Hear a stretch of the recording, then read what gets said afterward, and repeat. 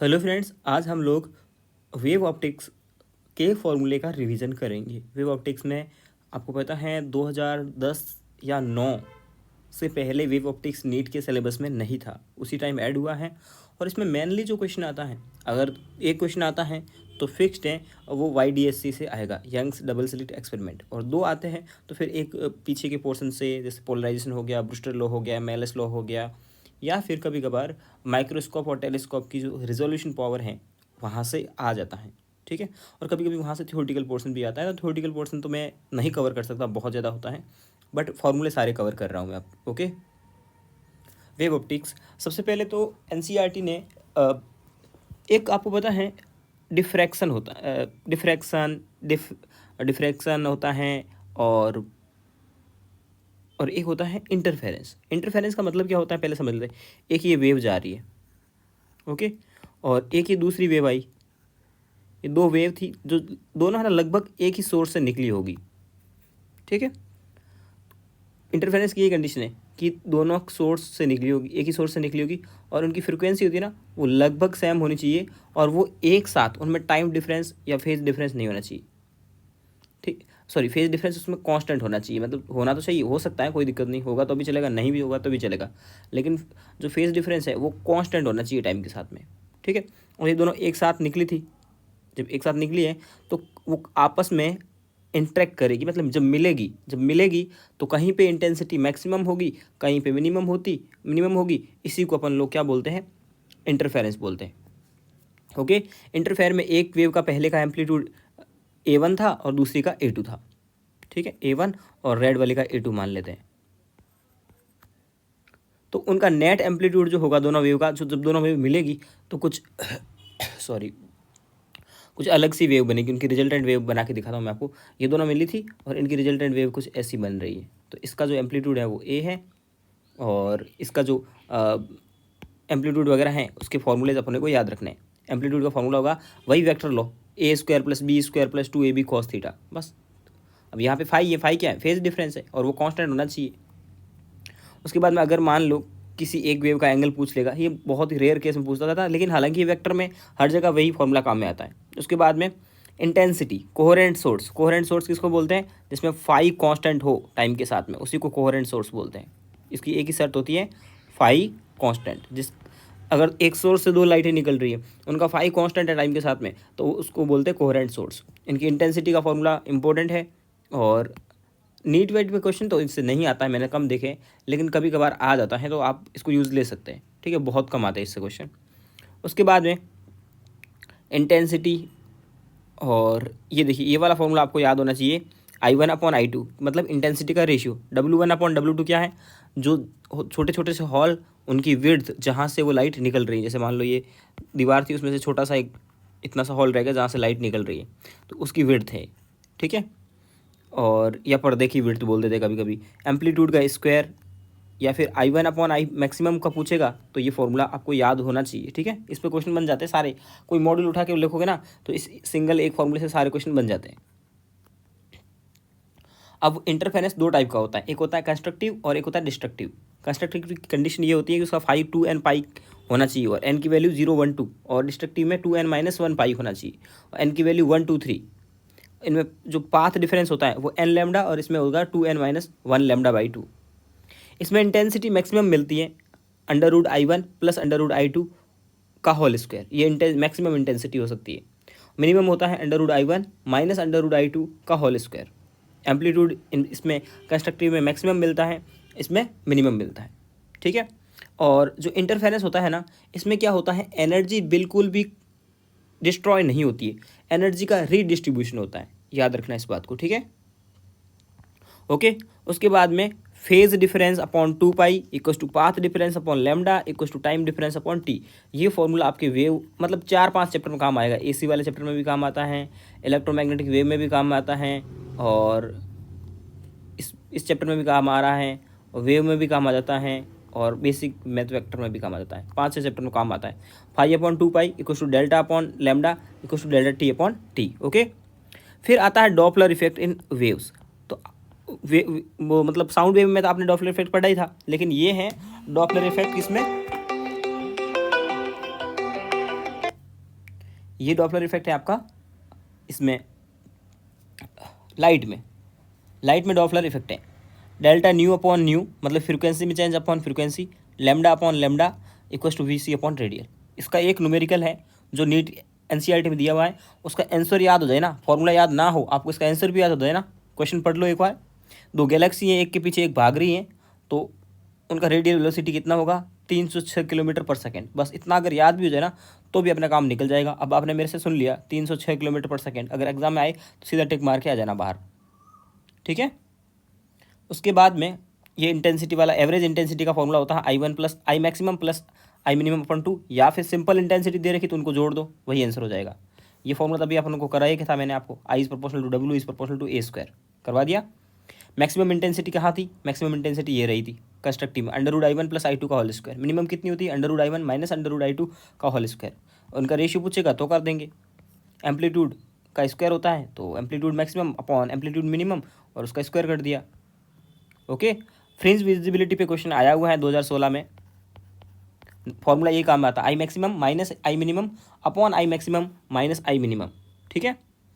फिर एक wave front आता है। वेव फ्रंट मतलब आपने पत्थर पानी में मारा तो वेव्स बनती है, ये जो बनते हैं इसको वेव फ्रंट बोलते हैं। प्राइमरी वेव फ्रंट होता है, फिर सेकेंडरी बनता है। इस अगर पॉइंट सोर्स होता है ना, लाइट आपकी पॉइंट सोर्स है, मतलब एक छोटा सा बल्ब है, तो वेव फ्रंट बनता है स्फेरिकल और I is proportional to √R²। अगर आपका पॉइंट आपका सोर्स जो था ना वो लीनियर सोर्स होता है लाइट का, जैसे ट्यूबलाइट हो गया, तो उससे जो वेव फ्रंट बनेगा वो सिलेंड्रिकल बनेगा, और इसमें I is proportional to 1/R²। अब मान लीजिए कोई सा भी पॉइंट सोर्स हो सकता है, स्पेरिकल या सिलेंड्रिकल, लेकिन डिस्टेंस बहुत ज़्यादा है, उस केस में प्लेन वेव फ्रंट बनेगा और वो डिस्टेंस पे डिपेंड नहीं करेगा। ओके, उसके बाद में सबसे इंपॉर्टेंट एक्सपेरिमेंट YDSC। एक यहाँ से लाइट लेते हैं, मोनोक्रोमेटिक लाइट लेते हैं, सोडियम लाइट का एनसीईआरटी बोलती है, और यहाँ दो स्लिट हैं S1 और S2। इन दोनों स्लिट के बीच की जो डिस्टेंस है वो स्मॉल d है, और यहाँ पे ये पर्दा लगा है, इस पर्दे के बीच की डिस्टेंस कैपिटल D है। कभी कभी याद रखो, कभी कभी D इक्वल्स टू लेंस की फोकल लेंथ। क्यों? अपन को एक्सपेरिमेंट एक क्वेश्चन आया हुआ है जिसमें D को 2016 में, उसमें अपने आप मन से मानना होता है कि D फोकस लेंथ के बराबर है। अपन यहाँ कुछ अगर फोकस करना चाहेंगे, किसी भी चीज़ को फोकस करेंगे तो कितनी उसकी डिस्टेंस रखेगी उस लेंस के F के बराबर, तो D बराबर F अपने को यूज़ में लेना पड़ सकता है, याद रखना इसको। ऐसा क्यों होता है? ऐसा है, मान लो आपको मतलब कि आपको नीट क्वालिफाई करना है तो 600 मार्क्स आपके मिनिमम हो गए, तो आपका एक फिक्स टारगेट क्या हो जाएगा 600। तो वैसे ही यहाँ अगर अपने को पर्दे पे किसी लाइट से या किसी लेंस से उसका कुछ बनाना है डायग्राम वगैरह, तो अपन उसकी फोकस लेंथ उस मतलब पर्दे को कितना दूर रखेंगे, ज़्यादा दूर रखेंगे तो नहीं बन पाएगा, पास में ले आएंगे तो भी नहीं बन पाएगा। तो उस लेंस के फोकल लेंथ जो होगी ना उस डिस्टेंस के बराबर रखेंगे। तो ये न्यूमेरिकल में काम में लेना आपको अगर आ जाए तो D बराबर F, फिर आपको समझ में आ जाएगा कि यहाँ क्यों लिया है, ठीक है। यहाँ पे ऐसा होगा, यहाँ से एक लाइट निकली, वेव निकली, एक वेव यहाँ से निकली और पर्दे पे ये बना। हो सकता है ये पॉइंट ब्राइट हो सकता है डार्क हो, कुछ भी नहीं है, सिंपल एक पीछे एक लाइट लगा दी, वो लाइट मोनोक्रोमेटिक थी और इससे वेव फ्रंट निकले, दो वेव फ्रंट निकले, और फिर वो दो वेव फ्रंट आपस में आकर के पर्दे पे कंसाइड करते हैं, तो वो ब्राइट बन सकता है या डार्क बन सकता है, ठीक है। अगर वो ब्राइट बन रहा है तो nth मान लो ये इसका सेंटर है, यहाँ सेंटर है, सेंटर से पहला, दूसरा, तीसरा, चौथा, पाँचवा, मान लो पाँचवा ब्राइट बोल रहा है या nth ब्राइट बोल रहा है, तो फॉर्मूला काम में लेना है n lambda D upon D काम में लेना है। मान लो 5वां होता तो 5 लैम्डा D अपॉन D, 8वां होता तो 8 लैम्डा D अपॉन D। मान लो ब्राइट नहीं बनता, डार्क बनता तो फॉर्मूला होता 2n+1 lambda D upon D, ये होता। मतलब कि फर्स्ट डार्क होता तो क्या रखते 3 लैम्डा D अपॉन 2, ठीक है। कोई दिक्कत नहीं होनी चाहिए आपको। अब क्वेश्चन कैसे आते हैं कि दो ब्राइट पहले और पांचवें ब्राइट में के बीच की डिस्टेंस कितनी होगी, B1 माइनस B5, इस टाइप के क्वेश्चन आते हैं। बोलता है कि पांचवें डार्क और 90 दूसरे ब्राइट के बीच की डिस्टेंस 1 सेंटीमीटर है। तो इस टाइप के फॉर्मूला रखना फिर यहाँ पे और क्वेश्चन सॉल्व कर देना। एग्जाम में ऐसे ही क्वेश्चन आए हुए, सिंपल, ठीक है। तो ये हो गया, सबसे ये इंपॉर्टेंट यही था, ब्राइट और डार्क। दो ब्राइट और या तो दो कंटिन्यूसली ब्राइट ले लो जैसे B4 माइनस B5, या दो डार्क ले लो कोई भी जैसे D7 माइनस D6, लगातार दो, और उनके बीच की डिस्टेंस को बोलेंगे अपन लोग फ्रिंज विड्थ, वो होती है लैम्डा D अपॉन D। और कैपिटल D को अगर हटा दोगे तो इसको बोलते हैं एंगुलर विड्थ, और इसका फॉर्मूला होता है लैम्डा अपॉन D। एंगुलर पूछेगा तो कोई दिक्कत नहीं है, और ये आंसर रेडियन में आना चाहिए, रेडियन में ही आता है, याद रखना, ठीक है। फ्रिंज विजिबिलिटी का फॉर्मूला अपन ऊपर भी देख चुके हैं। मान लो इस पूरे एपरेटस को पानी में या फिर किसी लिक्विड में डुबो देते हैं, तो उसका बीटा जो होता है ना, beta dash equal to beta upon mu होता है। सिंपल 2018 में या 19 में क्वेश्चन आया था, सिंपल ऐसा ही क्वेश्चन आया था, जिसमें उसको पानी में डुबो दिया था, तो नहीं किसी लिक्विड में डुबोया था, बोला पहले फ्रिंज विड्थ इतनी थी, बाद में इतनी हो जाती है, तो उस लिक्विड का म्यू निकालो, तो ये फॉर्मूला यूज़ कर देना। अब अगला एक केस होता है कि ये एक S1 यहाँ से जा रही थी, S2 यहाँ से जा रही थी, इसके रास्ते में अपन ने कोई पट्टी रख दी, इसकी मोटाई कितनी है, T है, कोई दिक्कत नहीं आपको, ठीक है। तो फ्रिंज विड्थ है ना, यहाँ थी ना, वो यहाँ से कुछ खिसक के यहाँ चली जाएगी, मतलब कि पहले नॉर्मल फ्रिंज बन रही थी, उसके रास्ते में आपने एक रंगीन कागज़, रंगीन पॉलीथीन या फिर रंगीन कांच की पट्टी रख दी जिसकी मोटाई T है, और इसका म्यू है, मतलब ठीक है, रिफ्रैक्टिव इंडेक्स म्यू है। तो ये जो है ना वो डिस्प्लेस हो जाएगी कुछ, वो डिस्प्लेस मान लो तो कि यहाँ नहीं बन करके अभी x डिस्टेंस पे बनती है, तो उसका x का जो फॉर्मूला होता है डिस्प्लेसमेंट ऑफ स्पॉट ही बोल देता हूँ, ठीक है, मतलब ये स्पॉट है ना, आफ्टर थिन फिल्म रख दी कोई भी, तब उसका डिस्प्लेसमेंट x कितना होगा, समझ में आ गया ना। x इक्वल होता है beta upon lambda mu minus 1 into T, बस, ओके, इसी को मैंने यहाँ लिखा है। उसके बाद में अपन आते हैं डिफ्रैक्शन पे। डिफ्रैक्शन का मतलब होता है कि शार्प एंड से, जैसे अपन दरवाजे का रूम, मतलब पूरा एक घर है, उसमें सब दरवाज़ों की सबकी लाइट बंद कर दी, एक दरवाजे के अंदर लाइट लगी हुई है, भगवान जी का मतलब मान लेते हैं रूम है उसमें, तो उसमें उसके किनारों से लाइट बाहर आएगी मुड़ मुड़ के, जहाँ से उसको जगह मिलेगी और वो फैलने की कोशिश करेगी, उसी फिनोमेना को डिफ्रैक्शन बोलते हैं। इसकी इंटेंसिटी मैक्सिमम होती है पीक वाले की, फिर I0/22, I0/61। मिनिमा के लिए फॉर्मूला ये है, मैक्सिमा के लिए ये है, ओके, और ये है, ये फॉर्मूला है, ये वाला काम नहीं आएगा आपका, ठीक है, बस ये मैक्सिमा मिनिमा का याद रख लो। और YDSE हो, भले ही डिफ्रैक्शन हो, कुछ भी हो, सेंट्रल फ्रीज, अब मैं यहाँ लिख रहा हूँ कोई बात है, ठीक है, काम की बात लिख रहा हूँ। सेंट्रल फ्रीज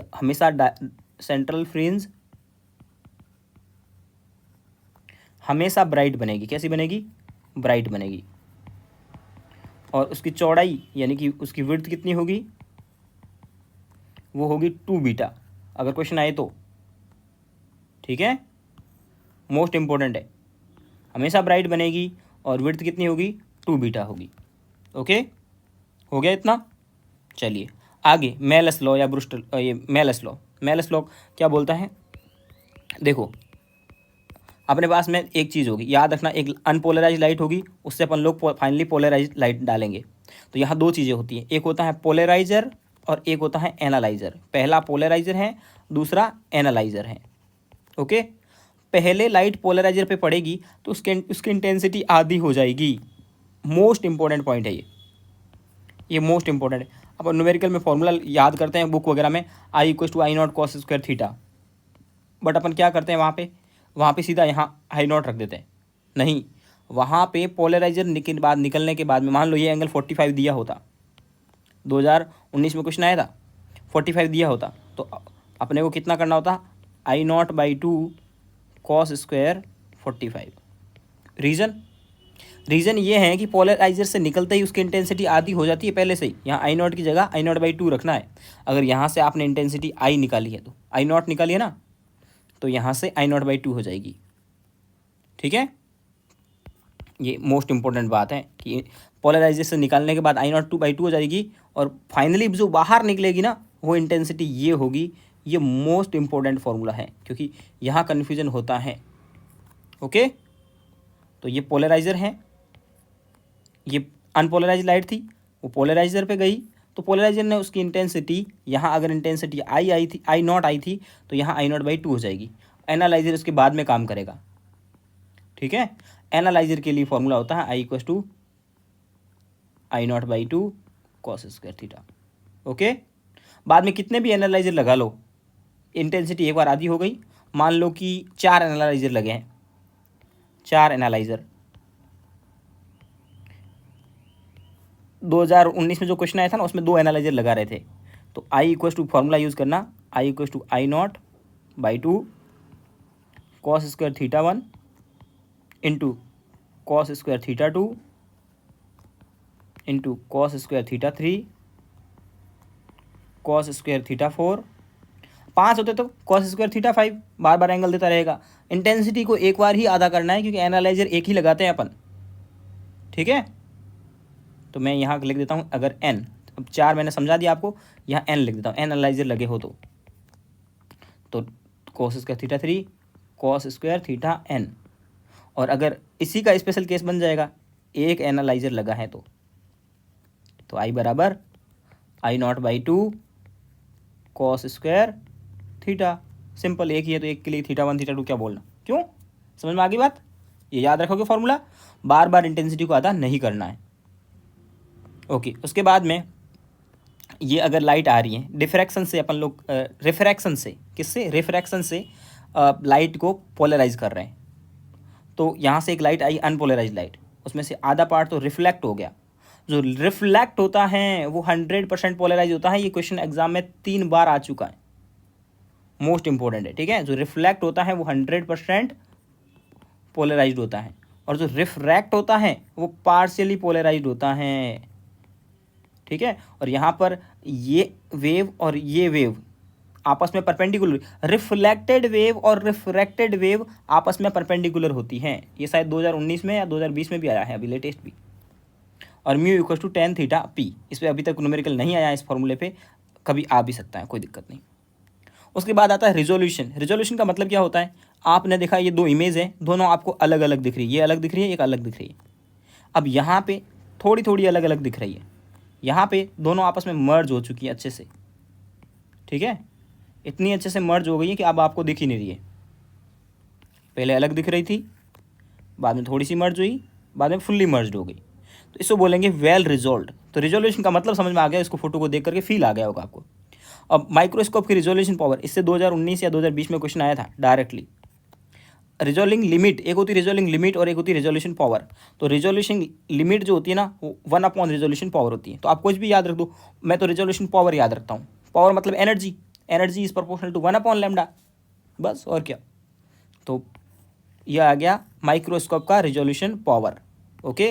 रिजोल्यूशन लिमिट पूछे तो उल्टा कर देना, इसी को 1.22 लैम्डा को ऊपर ले लेना, ठीक है, याद रखो। और उसके बाद आता है टेलीस्कोप। टेलीस्कोप में आएगा रिजोल्यूशन पावर A/1.22 लैम्डा। तो 1 देखो ये 2 फॉर्मूला है, मैं आपको दिखाता हूँ एक बार। 1/22 लैम्डा, अगर आप इसको देखोगे दोनों फॉर्मूले एटलीस्ट सेम है, सेम है। रिजोल्यूशन पावर, इसमें भी 1.22 लैम्डा आ रहा है, इसमें भी 1.22 लैम्डा आ रहा है। टेलीस्कोप में सिर्फ A आ रहा है ऊपर, ठीक है, और माइक्रोस्कोप में म्यू आ रहा है। तो म्यू से फील नहीं आता, म्यू मतलब, म्यू को क्या बोलते हो? माइक्रो बोलते हो ना, तो mu for micro. 2 mu sine theta on 1.22 lambda, और इसका A/1.22 लैम्डा। सिंपल, इस पर न्यूमेरिकल आ जाएगा टेलीस्कोप वाले पे। और ये थीटा कहाँ से मेजर करते हैं ये देख लो आप, ठीक है। तो ये अपना चैप्टर फिनिश होता है, अपन नेक्स्ट चैप्टर में मिलेंगे। मैंने सारे ये चैप्टर है ना, 12th के सारे चैप्टर जब रिकॉर्ड कर लिए थे उसके बाद रिकॉर्ड कर रहा हूँ, ठीक है। तो सारे वीडियोज़ अब यूट्यूब पे अपलोडेड हैं, पब्लिक में पर डे एक वीडियो कर रहा हूँ, आप देख लेना। एक बार नॉर्मल देखो, फिर 2 की स्पीड में देखो, फिर एक बार फॉर्मूले लिखो, ताकि फॉर्मूले आपको याद हो, एग्जाम में आप अच्छे से कर पाओ। 20 से 25 क्वेश्चन डायरेक्ट फॉर्मूला बेस्ड आते हैं, तो आपको फॉर्मूले याद होने चाहिए, फिर क्वेश्चन प्रैक्टिस होनी चाहिए।